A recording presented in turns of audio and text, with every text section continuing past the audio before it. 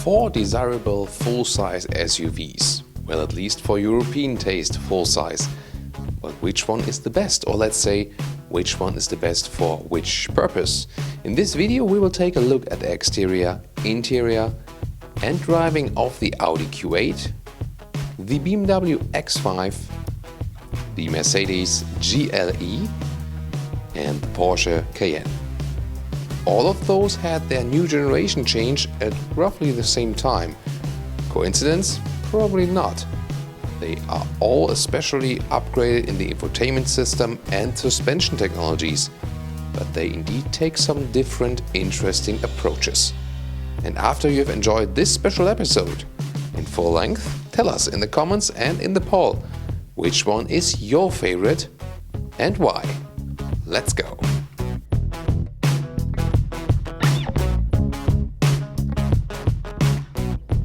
The Audi Q8 here in this dragon orange color. This color here brings a lot of light and more to the exterior, interior and the driving experience to this vehicle. Is it just a cut-off Q7 or is it more?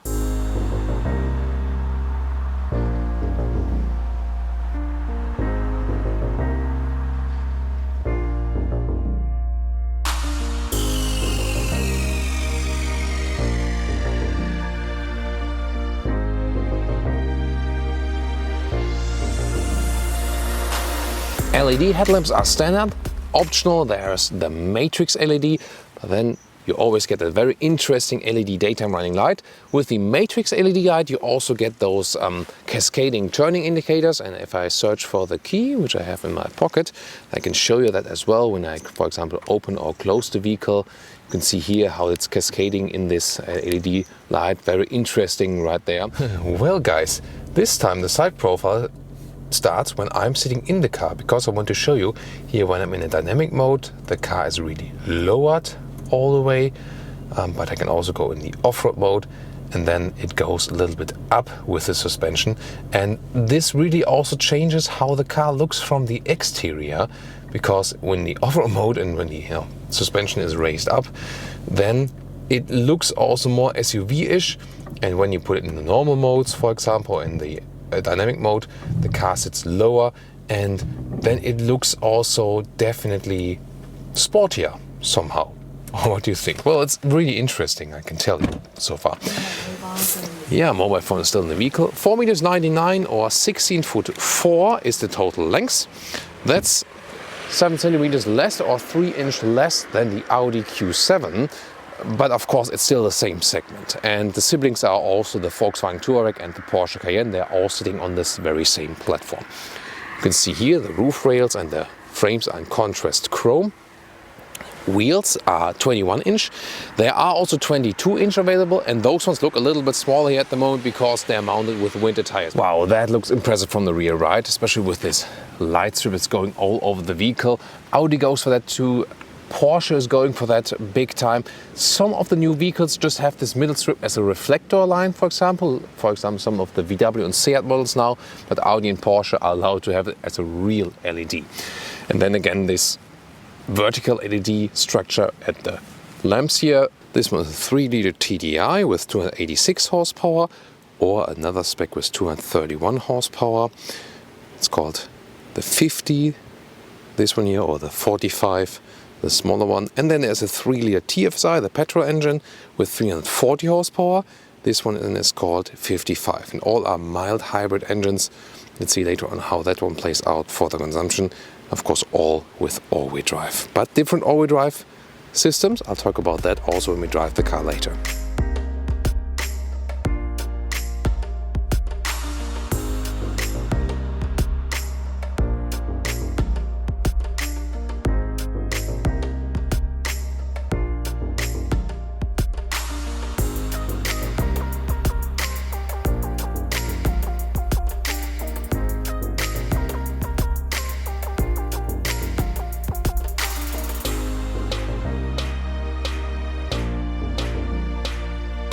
Let's take a look at the interior. Frameless windows, coupe style, pretty cool. And they also nailed it here with the Alcantara at the inside of the doors. So you start with the base seat. Then there is a comfort seat, which is, you know, a little bit different in the form, just a little bit. And then there's a sport seat with more side bolsters and stuff. And this one is the S sport seat. So the sport is seat that is available with the integrated head restraint. If you like that, or if it does fit you, that's really a matter of preference. They are still comfortable for sport seats, I have to say. And the thing is, you can get one animal skin alternative, and that is with the normal sport seats with the separate head restraint. And then you can get on the inside Alcantara and on the outside animal skin. But Audi with the Q8, they are not really sustainable yet as for the seats. And you have this upright SUV seating position, a command view. That's really cool. Still, it works also for tall people. I'm 1.86 m or 6'1", and still keep a lot of headroom there. Interior overview, everything is wrapped tightly, horizontal, goes right through you with this climate unit, the Quattro logo. I think it's also very well integrated right there. I mean, there is a lot of black piano lacquer for sure. That's maybe too much at some point. Here when it's dark, we can also take a look at the ambient lighting. Here you can turn it brighter and less bright. This is called solar. That would be corresponding to the orange color. But Caribbean is also pretty cool, right? In this turquoise color. This is the virtual cockpit. You are pretty flexible, clear to read. Then you can have the map, for example, there, and also zoom in and out with your left thumb. And there's also a head-up display available, pretty clear to read with speed, allowed speed. And if you have some route set, you also can see some arrows for the GPS. So here we go. They also offer Android Auto. That's the way you can get back to the system. Searching for a location, something like, you can put in a B, like right like this, and then something is being searched there. But again, you can also use the voice command and name a city or something. Also, very easy entry here. Nice materials on the inside of the doors. And still, you have a lot of legroom. Always when you open the trunk, you can also see this interesting LED light signature. 600 liters is the standard setup. And the length here is actually over 1 meter, 1.07 meters in length. And then it's about 1 meter here, a little bit wider than 1 meter in width here, even wider here in this upper area. Hey. It's Thomas's driving lounge with the Audi Q8. And we're driving the 3-liter TDI. So, very sonorous sound, very calm. You don't hear directly that it's a diesel.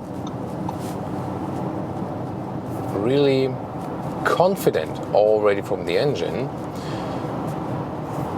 You know, AJ and Michelle have also tested the 3-liter TFSI, and we've had that also in the other big Audis.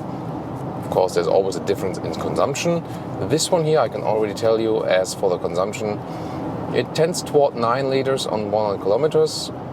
You can also score something below that if you use less seat heating or whatever, or less AC. That would be some 26 mpg as a realistic figure. And if you now ask yourself, wait a minute, didn't you drive the same engine in one of the big sedans? Yes, indeed. And there we had rather, some 1.5, 2 liters less. So something more towards 34 mpg. So indeed, this SUV building form does give you more consumption. It's not a completely different result, but it is notable, definitely, because it has just more wind resistance. That's something that comes quite natural.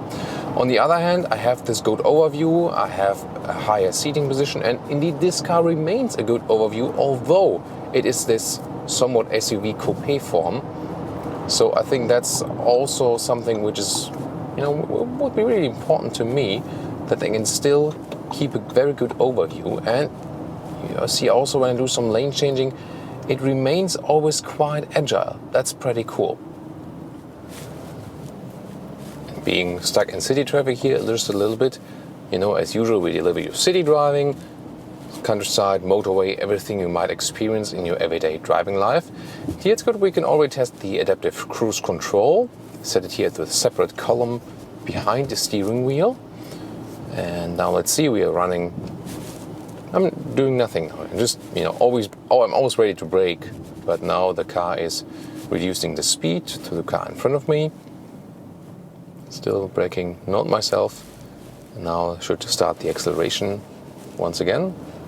Yeah, here we go. So it's working pretty nicely, this system. There's also the blind spot monitor here in those side mirrors. So when you're driving slowly, it is constantly flashing, or when there's someone then just in your blind spot, like now, you see this yellow light right there. And if I would set the turning indicator, you can see it is also flashing then. So there's another warning, basically.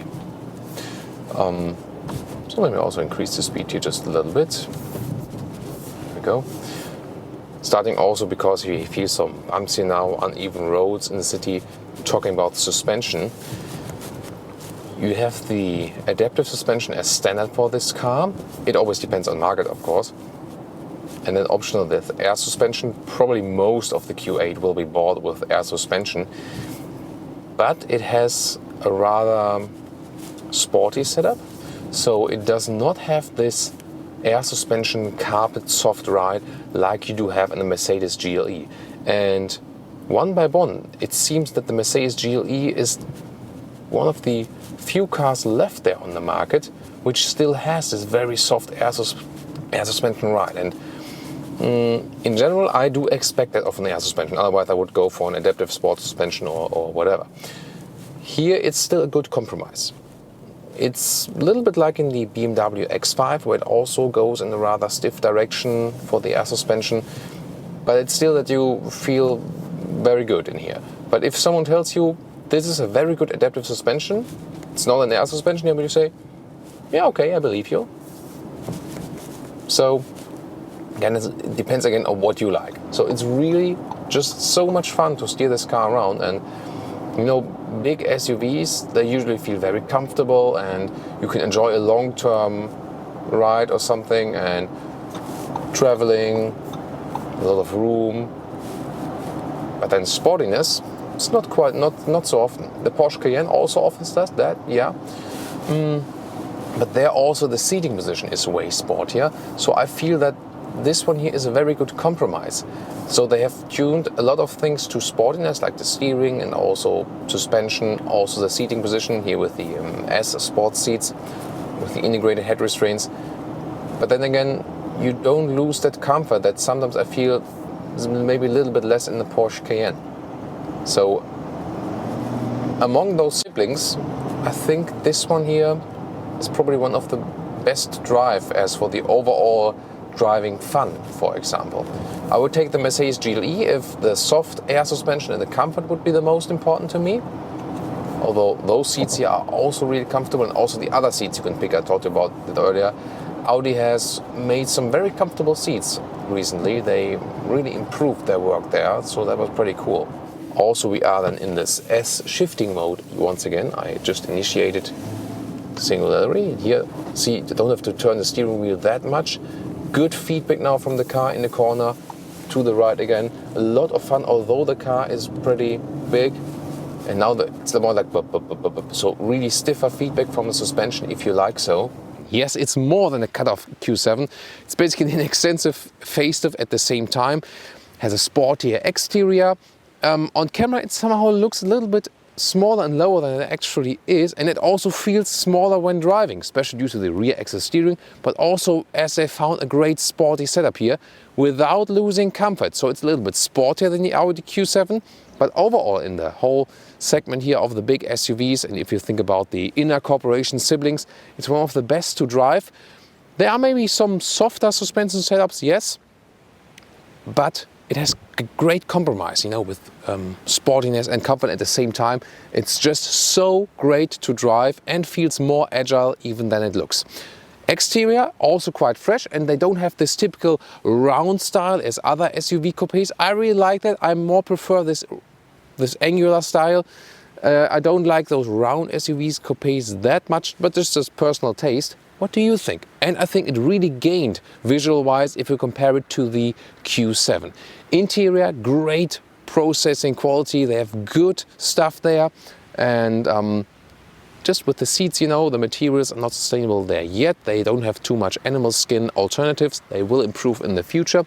With controlling the screen, it's easy to use and intuitive.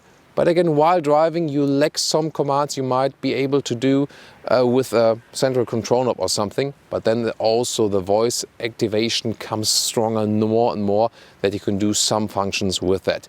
You still have a lot of room, especially in the rear bench. And the trunk area is also not such a bad compromise. I mean, if you transport something which is very high also in the rear end part, that's a problem then if you compare it also to the Q7 or to other vehicles which are not that cut off at the rear. But in general, you still are really versatile with this vehicle. So it's both, you get the visuals and you get the room on the interior. What do you think about the all-new Audi Q8? Oh wait, I still found something to criticize. $67,000 is the price, entry price in the US, or 76,000 euros in Germany. But that's not all. If you put everything in there, here, this very vehicle with all the extras it has, 115,000 euros. That's really super expensive. Then you have to question yourself, yeah, is that really justified? And it's, you know, 10 to 15,000 euros more or US dollars more expensive than the Q7. But that you cannot directly compare, because this one here starts with some more equipment extra and also with the bigger engines. The Q7 also available with smaller engines. So if you spec them equally, there will be still a couple of €1,000 difference, but not that much. But still overall, yeah, it's just if you have a lot of money, of course, or if you can afford high leasing rates, or if you at least get a very good deal from Audi. Let's hope for that. And goodbye. Generation 1. 1999 until 2006, Generation 2, 2006 until 2013, Generation 3, 2013 until 2018. And here it is, the fourth generation of the BMW X5. We will take you on a detailed tour of the exterior, the interior and the driving experience on-road and off-road, here with the most common engine you will probably also buy. And of course talking about the changes to the predecessor generation.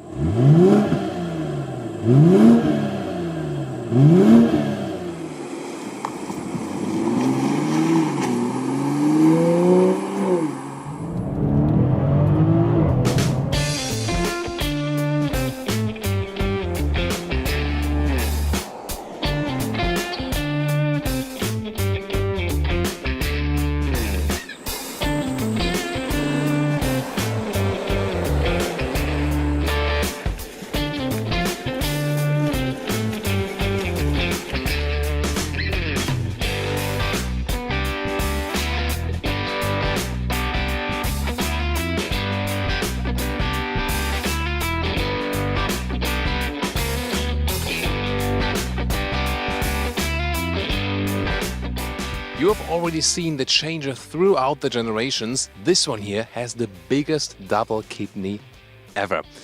Also with those adaptive fins, the inner ones will open when the engine needs more air. And those headlamps are more horizontally drawn. They start with LED from standard equipment, optional adaptive LED for the cornering.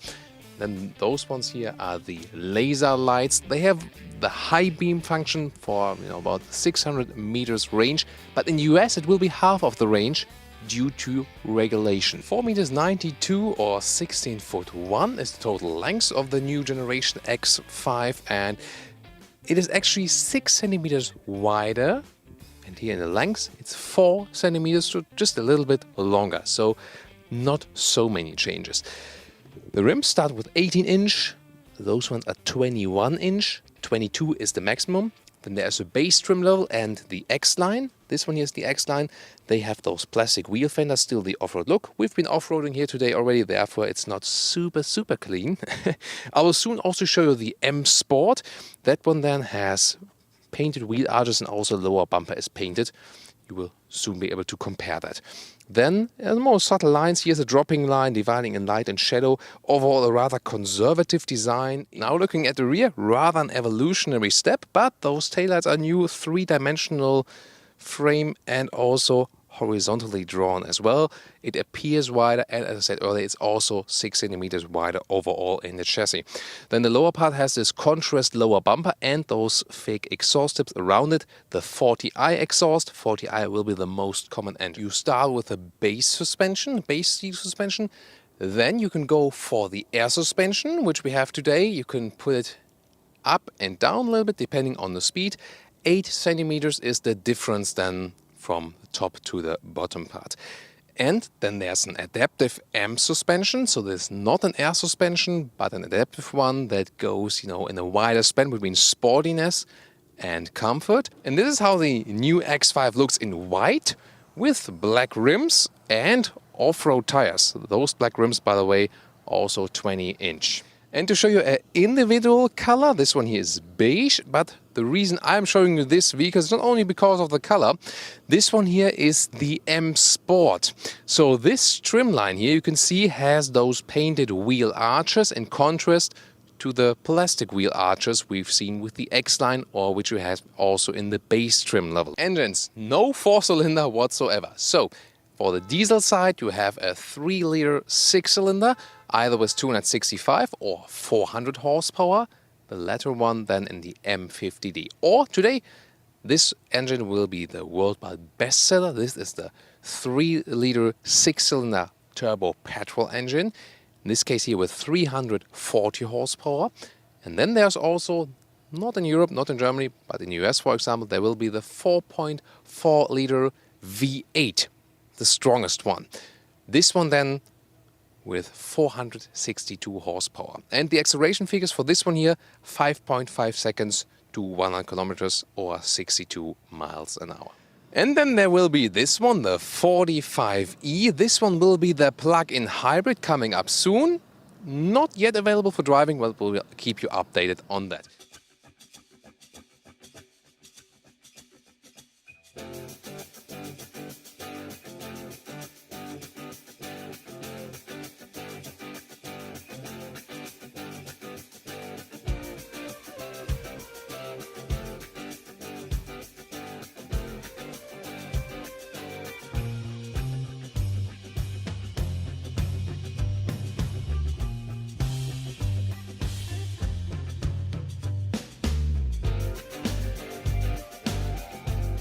On the inside of the doors we have sensor tech, that's leather red. There are 2 different steering wheels available, a normal comfortable one and the sports steering wheel. This one is the normal comfort steering wheel. Then there are also 2 different seat forms. There's a comfort seat and there's also a sports seat. So 2 seat forms, and they both start with a sensor tech surface in black or beige worldwide, also in Europe.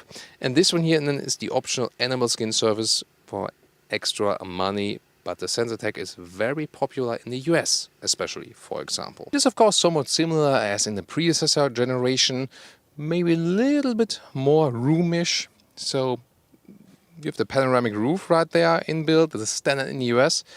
Still have some headroom left. Is the interior overview. You can see the biggest changes for sure that you have those 2 12.3-inch screens, left and right, both the same size, although they look quite different. It is very well integrated now. It stands out, of course, a little bit that you can better see it. Then very flat surfaces all around here that don't stick out too much. Again, here matte wood is being used. So you can hear how, let's say, natural and rough it feels, but really cool, definitely. Then you can see this a small black screen. When I soon turn on the engine, then you will also see the climate unit right there, because that's all built right in there. So that don't only trust on the touch screens, there are still some manual buttons left, also for the volume, for example. Here we go with the AC, so I even don't have to turn on the engine for that. So we can change the vent strength, for example, right here, then the temperature on the left side. So the screen, it can be controlled with touch. Let's go back to the home screen first. There we go. For example, the GPS looks quite cool, but you can still use this lower turning knob as you are used to. This lower area has also been redesigned. It is also available with a classic gear shifter. This one here is the crystal package with this glass work shifting lever, but you could also get another one. And a lot of hotkey buttons in the lower part. This can be a little bit confusing. And when I press this voice activation button at the steering wheel, I can, for example, say set temperature to 75 degrees. I'm setting the temperature at the driver's side at 75 degrees Fahrenheit.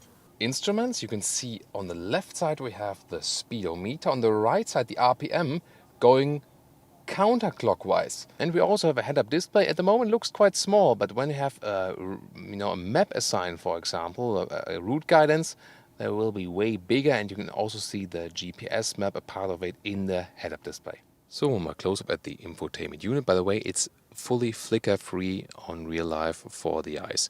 Again, with a good processor, it goes quite fast to zoom in and out. That's no problem. Again, you can also use the touchscreen, but then again, you have the possibility to use the touchscreen or the lower button. You connect your phone via Bluetooth, that's possible, or wireless CarPlay is available, but just CarPlay, not Android Auto. Rear view camera together with a drone view from above. That's quite interesting, and I can also pick the different sides here, for example, to check out what's going on right there, that I don't damage those rims. Get in the rear. Well, you see the door doesn't open too wide, so that can be a little bit problematic if you want to install child seats. Then, I mean, this is the seat as I would be driving. Yes, those are very comfortable, also very thick seats, so this is hardly any legroom left. This foot kicking mechanism, and in 3 ways it opens like this, in this split way. This lower part here, I can also, just take a seat and have a picnic or something. So in this way you have the maximum setup of 1860 liters, and that looks quite good.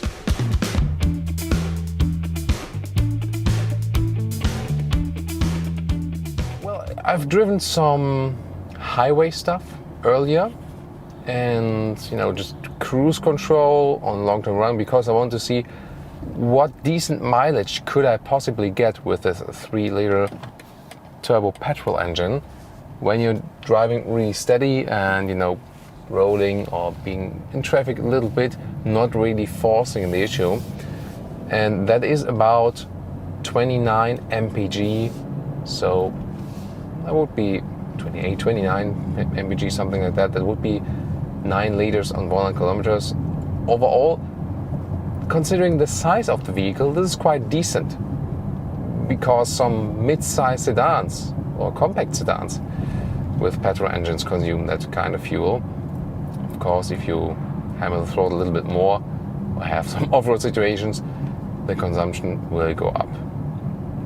So here at the moment, the road is not that good, but we have the air suspension that is evening out the bumps very well. Overall, the sound insulation has been improved a lot. This one is, to me, one of the biggest differences to the predecessor so far. It's a super silent ride, and I can recommend the air suspension. I feel that it's not really that soft, so if you compare it to other air suspension, they still remain with a sporty setup. Actually, when I want an air suspension, I would like it a little bit softer, but that's of course a matter of preference. If you want the sportiest ride in this car, you have to go for the adaptive M suspension. Then you'll have the stiffest ride if you pick the sports mode. You can also go then with normal or the comfort mode, and then it also will be softer because, as I said, it is an adaptive suspension. And of course, I always tend to say it's never bad to buy the base version of the vehicle, because also the base BMW suspensions are really very good. So the driving feel and suspensions, that's what BMW does best. They've done things they don't do that well maybe than others, but driving wise, driving fun and suspensions, that's where they're really king of the game. And so you'll also be just fine with the base version.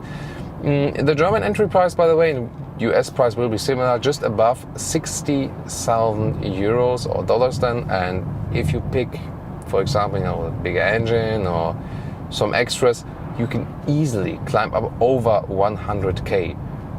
that's really expensive, but it's not really different if you think about an Audi Q7 or a Mercedes GLE or the Lexus RX. They are all very, very expensive.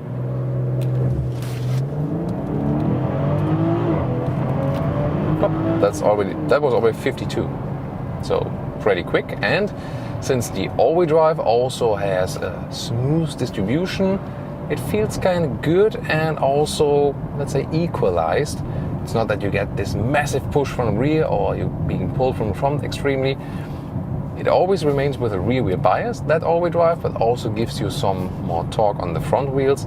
So we have a very good acceleration, then very quick, but at the same time also good to bear, if you're thinking of the gravitational forces that are being applied to you. So that's pretty cool. And you see this engine does a lot of things right. You have enough power. The mileage is still quite okay. And nice sound also while accelerating. At the same time, silent when you want it to be silent.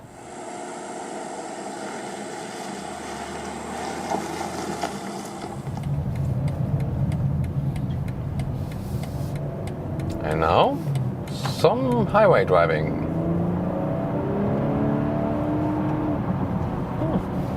Really decent sound.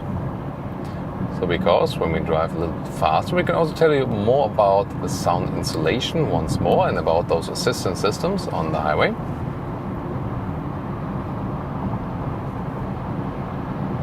So here we go. It's always irritating for me, by the way, when I drive in the US with a US spec vehicle, that the side mirrors are zoomed in. That's pretty irritating. I more prefer the normal mirror as we have it in Europe. So here now we are at 70 mph. So remember, 60 miles or 62 miles an hour is 100 kilometers. So 70 mph would be something like 110, 115 kilometers, something like that. I mean, it's the usual highway speed in most of the countries, maybe a little bit faster. And you see, I don't have to raise my voice that much. It's still pretty silent, even if a truck is overtaking me now. So that's a very comfortable ride. Now I can activate again the cruise control. Set it here at the steering wheel. Here you can also see those yellow triangles. They are yellow, by the way, not red. So yellow triangles when something would be appearing in the blind spot. So let me just move over that it appears for you.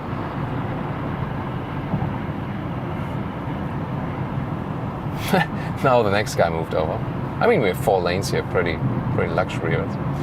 So here we have some Chevrolet Cruze or something coming. The small one.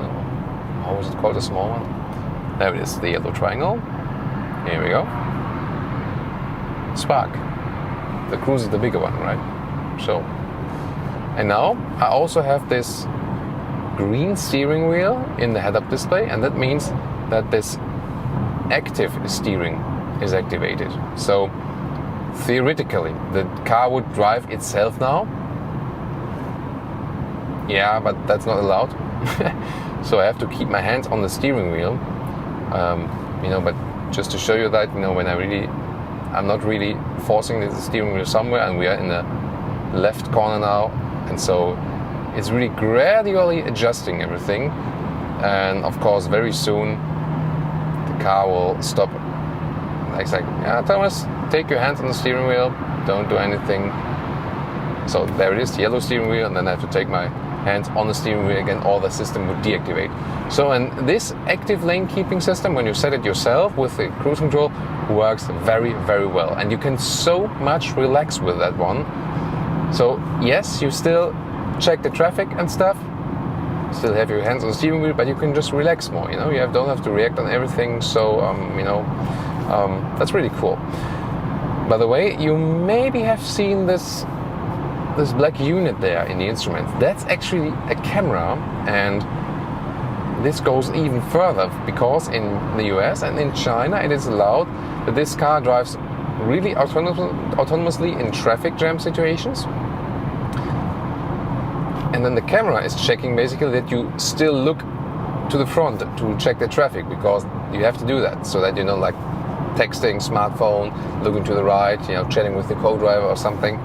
That's really interesting. And this traffic situation, and the same goes for the lane changing, because when you're here, for example, when you hold this turning indicator, I did not change this, I did not steer actually now, that was the car.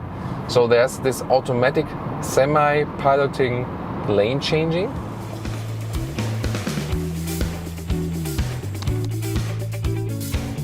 So what about this generation, the fourth generation of the X5? The exterior, for sure, a very strong one, the strongest one so far, but surely also an evolution. The interior, more refined, they stepped up the game in the build quality, that's really great. You have a lot of very smooth solutions, then also more digitalized, that's for sure, but in some cases also quite complicated when you think about the infotainment system software. Also, I find it a little disturbing that the rear legroom is not sufficient for the size of that vehicle.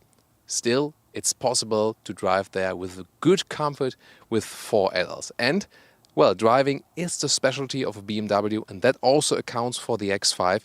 It drives so well. Today here with the air suspension, a smooth ride, but not as smooth as you would, for example, have it with, like a Mercedes GLE or Volkswagen Touareg.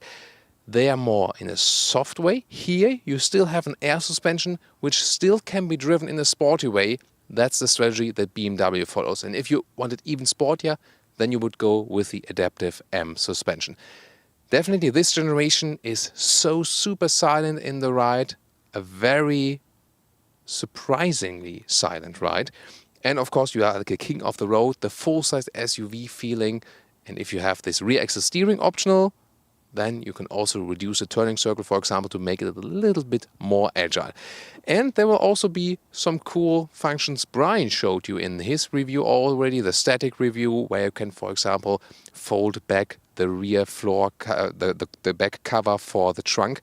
So cool solutions they have invented there to make it even more flexible for that. This is the full driving review of the Mercedes GLE.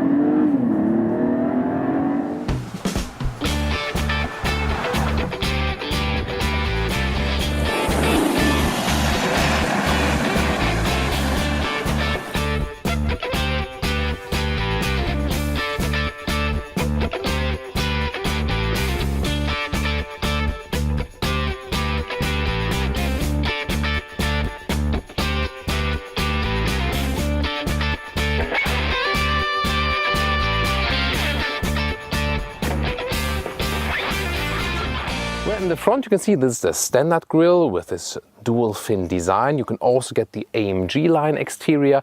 Then you will have this dot structure. You can see that, for example, also with our car we had at the Paris Motor Show. Then it starts with LED headlamps. This one here is the multi-beam LED, so for 650 meters of high beam range. And 2, let's say, C signatures for the daytime running light. This is same as for the E-Class sedan. Here also signalizes the E in the GLE. The length is 4,92 meters or 16 foot 1. That is about 10 centimeters longer than the predecessor, or 8 centimeters longer in the wheelbase. Let's see how that one plays out for the interior. 18 to 22 inch rims. Those ones here are 21 inch. This C-pillar here has this typical GLE, or before that the M-Class shape. They sticked to that, and this gives the car also a pretty unique design feeling. And suspension-wise, this is the most interesting aspect about this car probably. It starts with a base suspension, base steel suspension. Then you can pop up the air suspension, the normal air suspension. And then based on that, there's the new e-active body control. They have the air suspension plus a hydro pneumatic system. And they can also move one individual wheel. This enables a lot of different functions. For example, a curve function that it leans inside the corner, but also that is also pretty cool to see when you're, for example, off-road, then the car starts hopping a little bit when you, for example, in loose sand and then you start driving and the car can basically get out of the loose sand by that. In the rear, the car in a new generation looks a little bit sleeker due to those new tail lamps with the LED daytime running light signature. And I think you can really do that. Horizontal shape. For the US exclusively, there will be a 350 petrol engine, 4-cylinder with 300 horsepower. Then this one here is a 6-cylinder petrol engine, 3 liter of displacement, 367 horsepower with a mild hybrid system, 48 volt board net. So a little bit bigger battery for recuperation and all the, for example, the e-active body control. So this is here needed, the 6-cylinder 48 volt board net for the e-active body control. It will also be available for a 6-cylinder diesel. This then will be the 400D with 330 horsepower or the 350D with 272 horsepower. And there will also be a 300D, a 4-cylinder with 245 horsepower. So the diesel's primarily for Europe. The petrol, especially the smaller petrol, especially for the US. And the 450, this is here basically the so far top model, but there will also be a V8 petrol later on, including an AMG variant, the 63 probably. Last but not least, they are also planning to release a plug-in hybrid, supposed to have a pure electric range of 100 kilometers. That's really true. We'll find out at a later stage.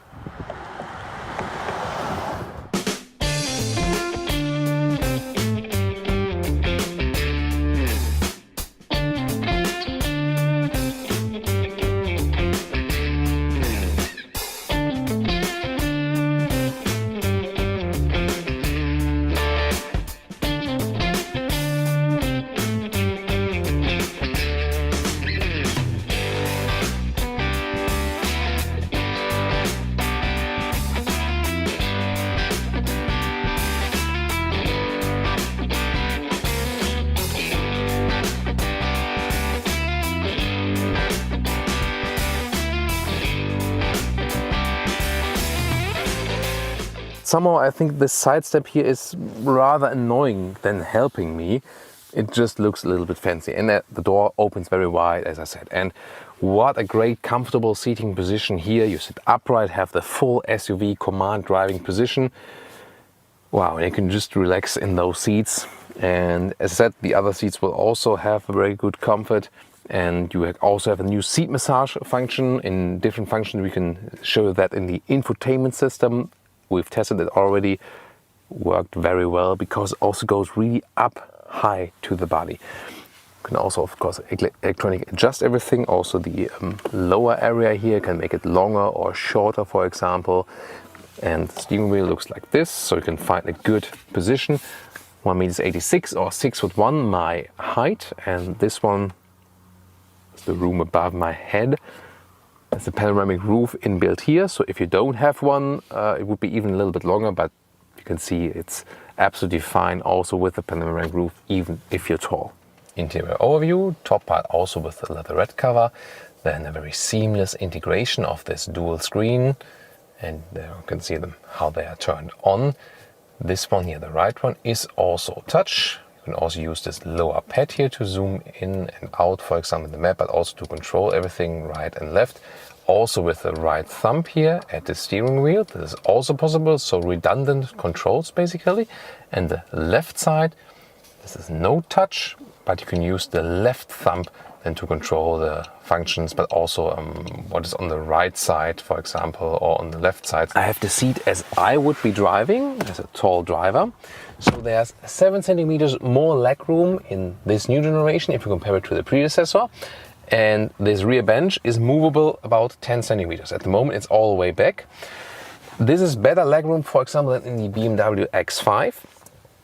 However, you also sit more leaned back. You can see it like this here. So you can also make it a little bit steeper. That's possible, but lean back, I mean the lower area. You can see here the pelvis is basically tilted backwards. And then there's also the function from here, from the rear area, electric knob.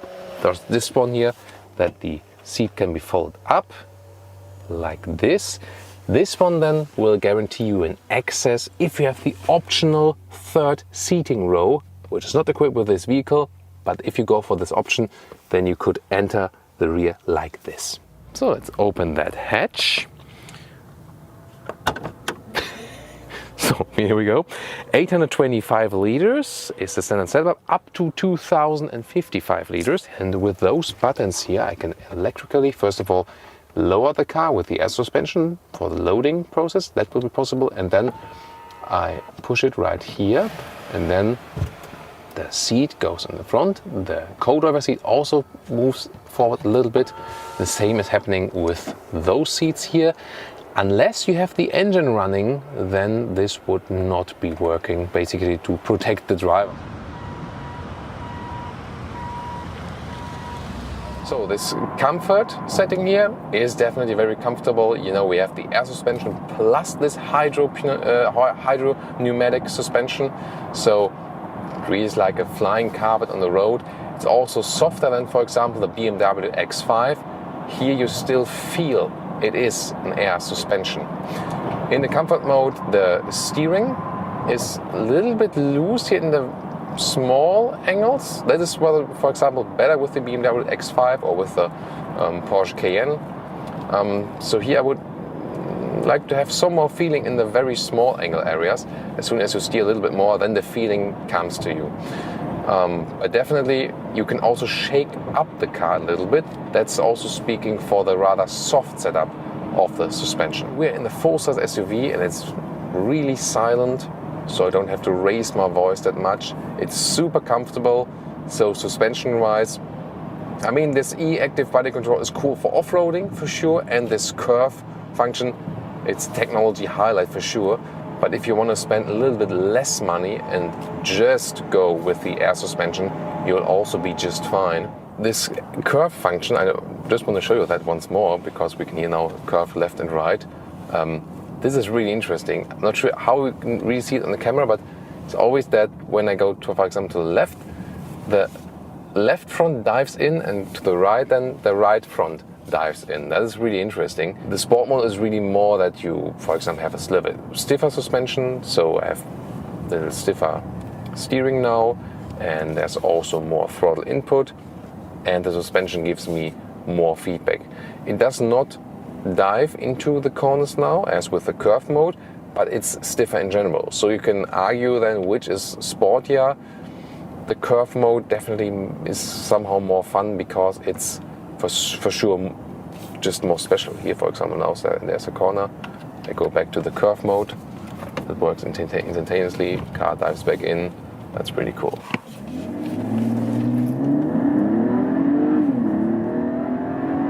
Well, that's already 50 mph. So pretty impressive. And that was also a nice sound, you know, not too not too distracting or something, not too loud. Really nice 6-cylinder sound. Also, you have more performance than when you go for the V8 option later. 5.7 seconds to 60 miles or 100 kilometers an hour. We could not really test it here because the speed limit is 45. But still very decent in the acceleration. Now we can also go a little bit faster here in the Sport Plus mode or in the Sport mode. Stiffer from the feedback, definitely. Now it's also a little bit better than with the dead zone in the center, but still there's not too much reaction in the first few degrees. Here you can see it. I'd like to have that a little bit more. But still, even if you're in a Sport or Sport Plus mode, the suspension remains comfortable enough. Yes, it is stiffer, and when you're going over some potholes or something, you feel it more, but it still remains comfortable, suitable. Let's go back to the curve mode once more. You know, when at higher speed, it has an even bigger effect.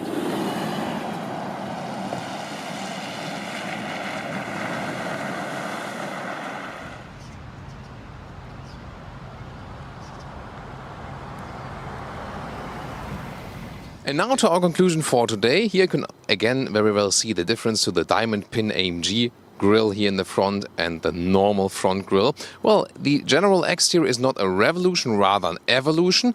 And even a little bit bigger, the car, once again, if you think about the original ML, for example, is the size of a today's GLC. So generation by generation, the vehicle has grown. On the interior then, of course, have more room and fully digitalized, so it's a sensual design, but at the same time, really high-tech, also with a good voice command activation.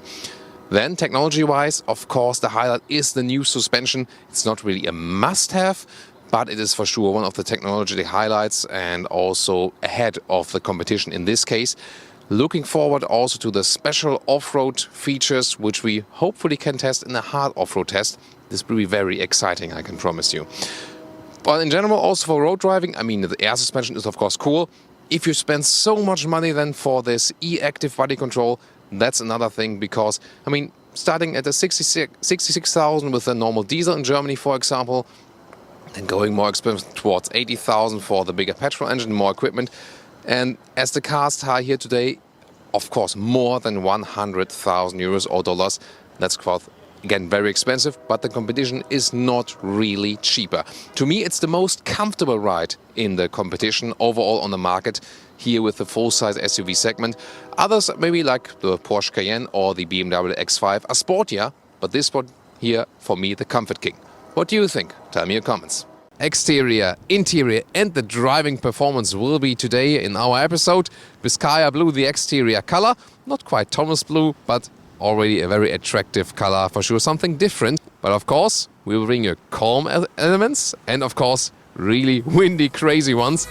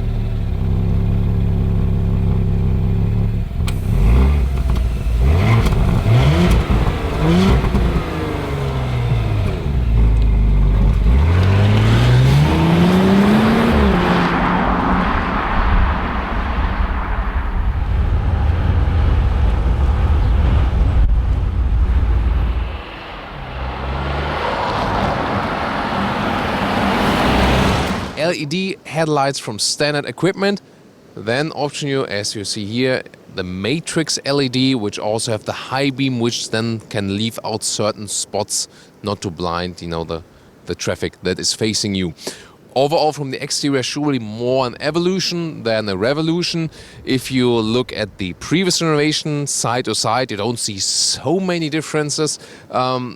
They really tried to make subtle changes. 4.92 m or 16'1" is a total length now. That is about 6.3 centimeters longer than the predecessor version.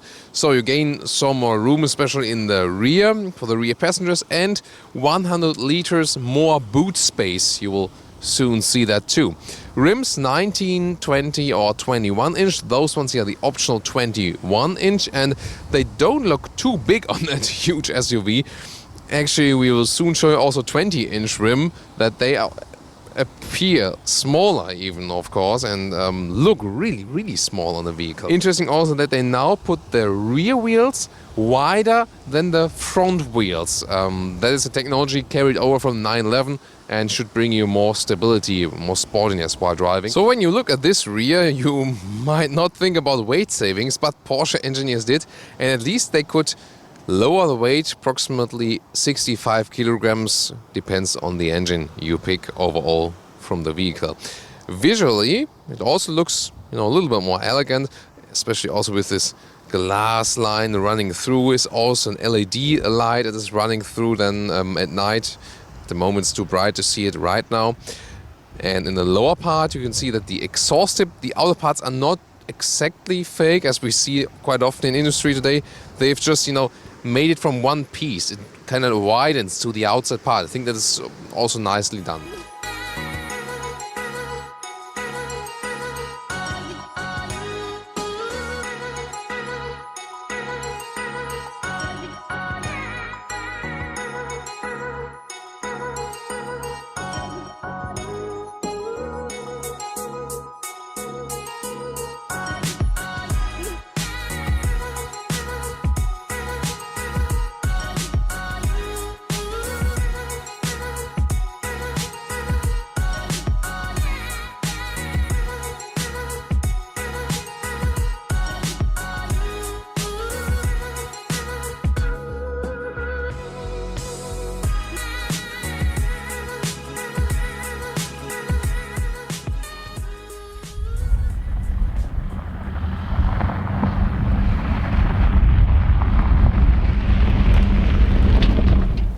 And then let's talk about the seats. You get two forms, the normal comfort seat, and this one here is the optional adaptive sport seats. You can see it here, has a stronger shoulder part, so you have more side support, and also you can control those bolsters, make them tighter, make them a little bit more loose, like here with those buttons, so you can control everything. If you're more a sporty rider, I would recommend those, but in general, if you seek more comfort, I would recommend the base seats. Usually I have more, a better experience with the base seats, because the sportier seats, well, they look better, they are a little bit sportier than in fast riding, but usually the base seats offer more comfort. Unfortunately, most of the times animal skin is used, and the inside parts, outside is in base leatherette, but inside is still animal skin. We have to wait for the GTS models, I guess, or you have to go to Porsche exclusive to this program and then say, I want, high-class fabric, I want the high-class leatherette. Then you can also get the animal skin replacement, but just on request.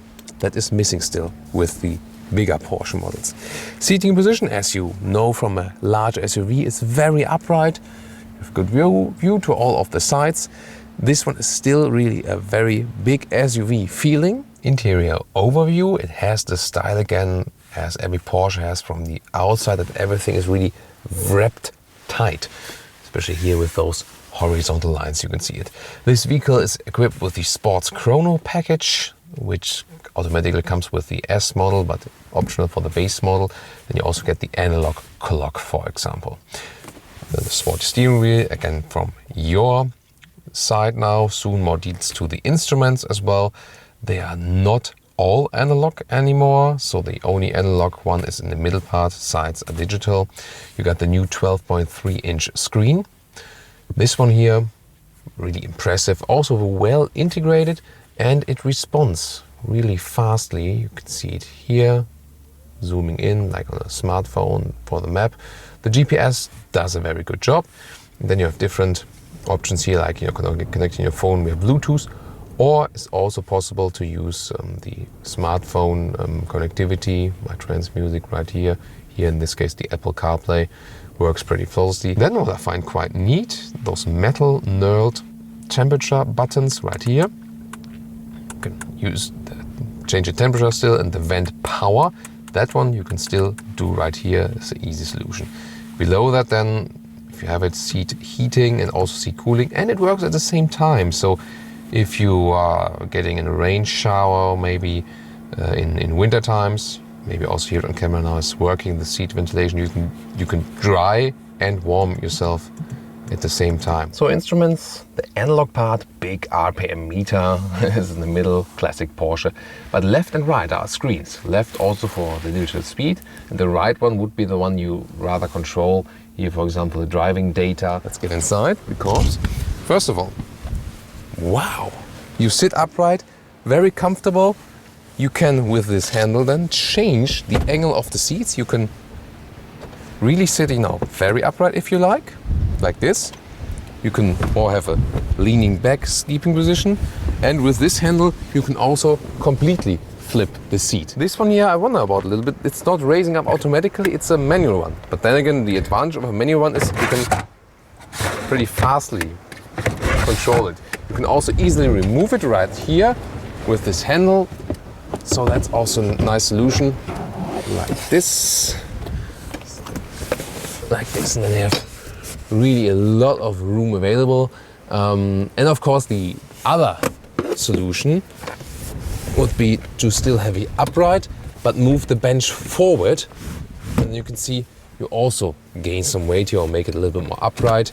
This one here, the new entry petrol engine, replaces the naturally aspirated one. Here, 3-liter V6 1 turbo, petrol, 340 horsepower, with the Sports Chrono package, 5.9 seconds to 100. To get your opinion, do you rather like it here with the plastic wheel arches, more SUV look, or do you prefer the more elegant approach where the wheel arches are painted in vehicle color?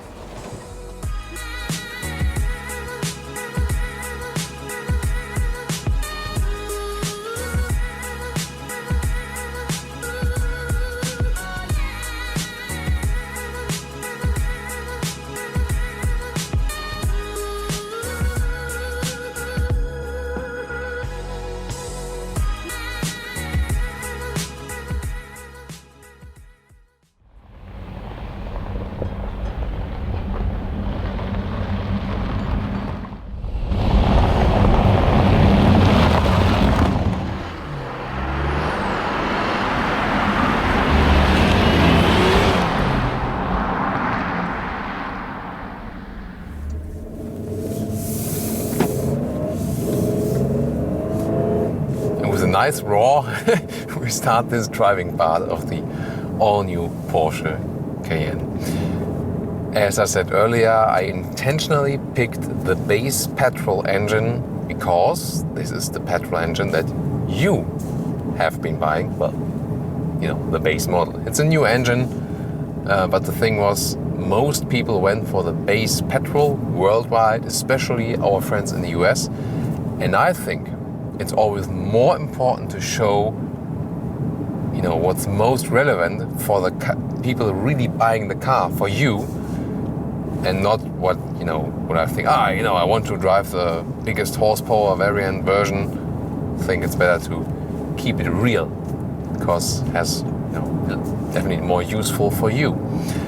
And the biggest difference from the previous engine version to this one here is the pure power. 50 Newton meter more. We've got a lot of room here. There's no one here. What shall we do? Maybe we can hammer the throttle and we can make it Sport Plus and go from 0, because that's 5.9 seconds officially. Let's see what we can score with that. Launch control.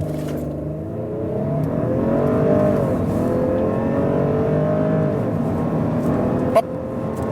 That was it. Was it 5.9? We gotta check that in the time code. Maybe if you watch the time code, check it. Maybe Jonas also will add a very fancy time code. He sometimes does that. I love that. Or maybe he has already done when you watch it. Yeah, it was really impressive. And at the same time, due to the all-wheel drive, you have a very even distribution also of the power. So that I can also tell you something about the consumption.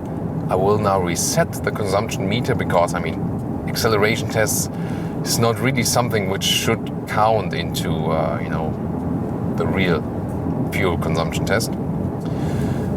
Yeah, I mean, this is really the big difference. So before you had the naturally aspirated V6, now the V6 turbo with 340 horsepower, 40 horsepower more than before, and 50 Newton meter of torque more than before.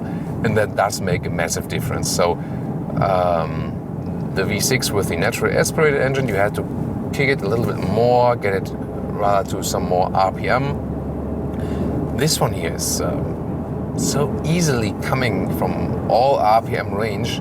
It's so effortless to drive. You know, I'm also a fan of naturally aspirated engines still, somewhat. Most manufacturers do get rid of them. So, you know, that's just a fact. That's the way it is. Again, also the advantage is really that you just have more power, more explosive acceleration especially. This all-wheel drive, how does it work? Well, it has a standard distribution of 40 in the front and 60 to adjusting the mirrors. Pretty easily done in the electric. So 40 front, 60% in the rear, but it's basically constantly adjusting. And we will show you how. Because here, for example, in the normal instruments, you see then our small camera facing the front. When I'm approaching the next junction, I not only have the big GPS screen right there, because maybe, you know, someone wants to do co-driver, wants to play with it. I also have it right in the instruments, and the whole right screen is then covered with the GPS information, showing me the next junction. And that's really good function, because it's adaptive. You know, you can use it for other information during that, but as soon as the GPS is being approached, there you have it. So, stop sign. Even if I just gently push it, I mean, I can already tell you right now, you do not need any more power for this vehicle. If you think about, should I go for a Cayenne S or for the turbo even? I mean, this one has so much power, it's already so sovereign to drive. The only reason why you would need the S or the turbo is if you want to spend more money. That's basically the only reason. Acceleration-wise, yeah, I mean, they still made some differences. It's like with the Sport Chrono package and the launch control, which we've shown you, by the way, Sport Plus mode, hammered brakes, hammered throttle, then the launch control is activated. It's 5.9, 4.9, 3.9 from Cayenne, Cayenne S, and Cayenne Turbo. But with this acceleration, you can, I mean, it's not a race car. It's not supposed to be a race car, even though the performance figures show that. But the main focus of this vehicle is also a sporty, comfortable ride. So in an SUV, you have this upright seating position, the super sovereign ride. You're on top of the road, you're king of the road. You sit so high, have a good overview to all of the sides. Windows are upright. At the same time, it's not this big SUV feeling where you feel like a but a little stiffer, as you're supposed to have with the Porsche vehicle. So you can have this sporty Porsche riding experience at the very same time. This is, you know, the concept behind the Cayenne, which has been boosting its sales ever since. And maybe you know, or let me tell you just right now, meanwhile Porsche worldwide sell 2/3 SUV, so Cayenne and Macan, and 1/3 of pure sports cars. So if you say Porsche is an SUV brand rather than a sports car brand, you're right.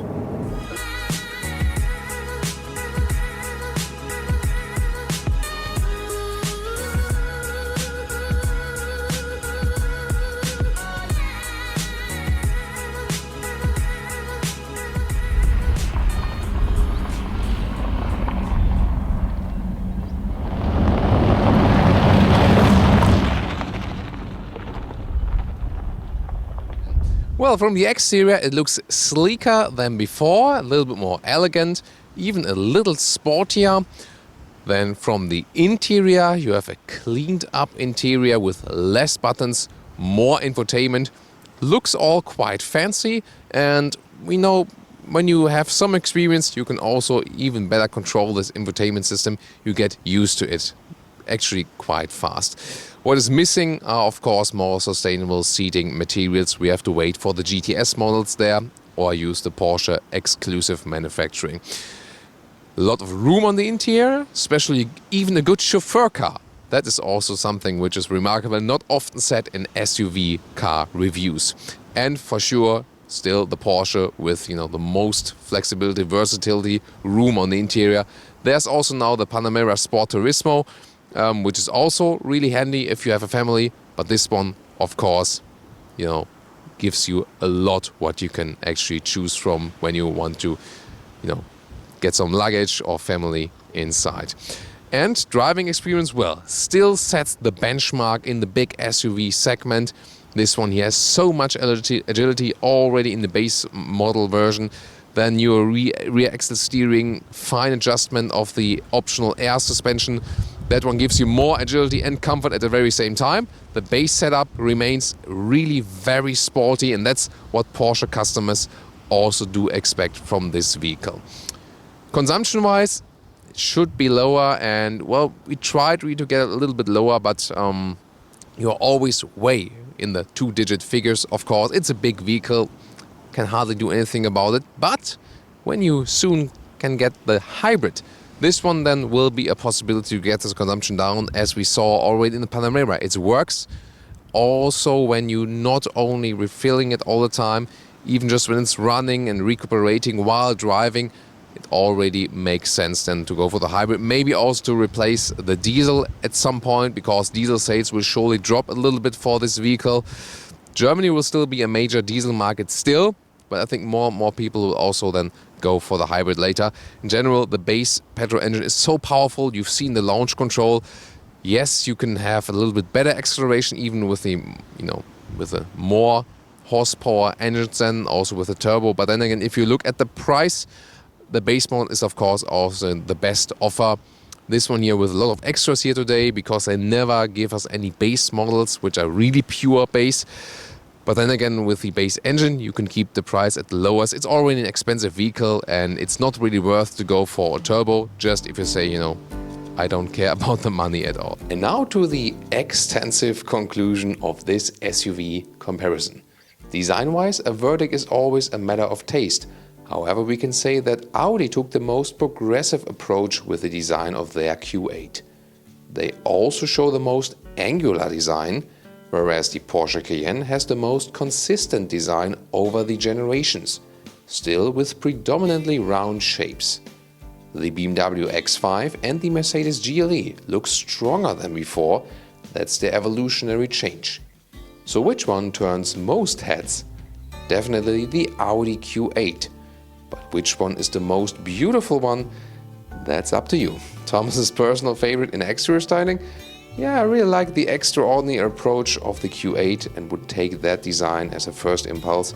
But when I think long term, I think the BMW X5 could be a more timeless choice, so that could be my pick.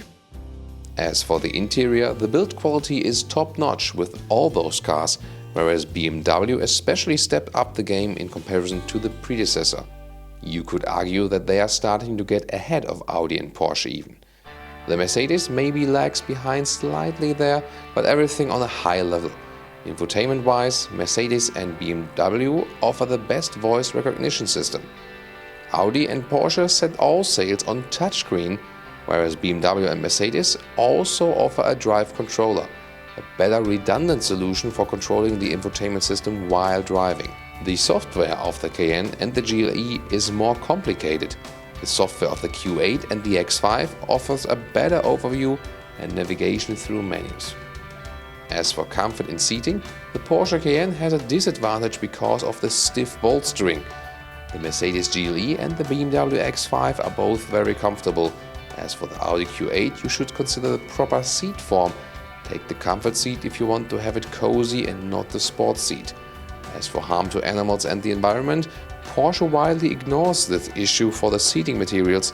Audi offers a fabric-based trim in some markets, BMW offers Sensatec leather red in all markets, and Mercedes leads the way with different colors of Artico or MBTEX, as well as Dynamica microfiber in the AMG line. Driving-wise, the Porsche Cayenne feels like the sportiest. That's also what they strive for. The suspension is the stiffest of all four. The air suspension of the BMW X5 is also relatively stiff for a big SUV. However, the X5 shows a very natural driving feeling. The Audi Q8 has the best compromise in driving. It's the best to combine comfort and sportiness. The Mercedes GLE is set on a classic carpet-like air suspension ride, which is a good decision, we think. Furthermore, the Mercedes GLE comes with that new e-active body control system, where the car can lean into the corner to reduce the felt G-forces applied on the passengers. Very interesting technology highlight, however in our test rides we found it exciting, but not necessarily a must-have option.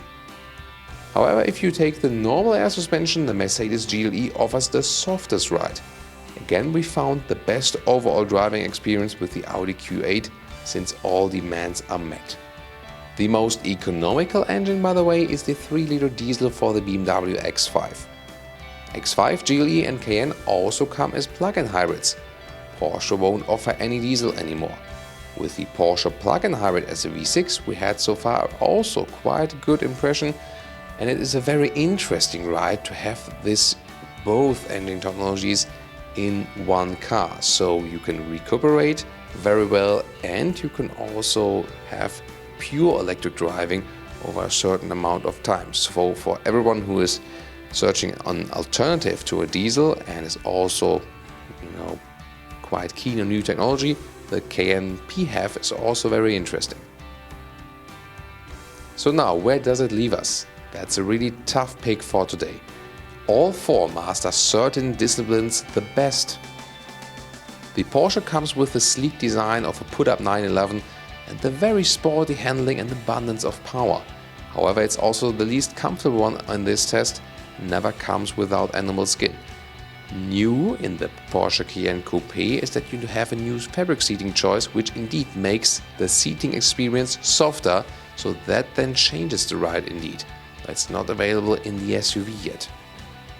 A very interesting choice is the plug-in hybrid that scores decent fuel consumption even if you don't plug-in recharge frequently. The Mercedes GLE offers the most comfortable suspension and special technology highlights SDE active body control and the MBUX infotainment system. The GLE offers the best choices for seating materials. It is, however, the least sporty model in the test. The Audi Q8 shows the best compromise between sportiness and comfort. The driving is just flawless. As for the interior, the comfort is heavily influenced by the seating form, where it goes from quite good to most excellent. Especially in high trims, Audi uses a lot of animals in the car. The infotainment system is easy to learn, but touchscreen only. The BMW X5 has the most natural driving feeling. The setup, however, is quite stiff for an air suspension. By the way, we tested all 4 cars with the air suspension, which is optional in most cases. One flaw of the X5 is that it has limited legroom in the rear for a car of that size. Voice input is very good, the material quality is great, and they do offer Sensatec as entry trim. The 6-cylinder is a good pick, and the most fuel-saving one would be a 3-liter diesel. So please give me the X5 styling on the outside, the Audi comfort seats with the Mercedes seating materials, the handling of the Q8 or the Cayenne, and the character of the X5 V6 petrol or their 3-liter diesel. Or then again, yeah, the Cayenne PHEV was also very interesting, looking forward to drive the X5 as PHEV too. So, my personal pick, it clearly shows that the Q8 and the X5 would be my favorites. Head says Q8, heart says probably the X5. What about you?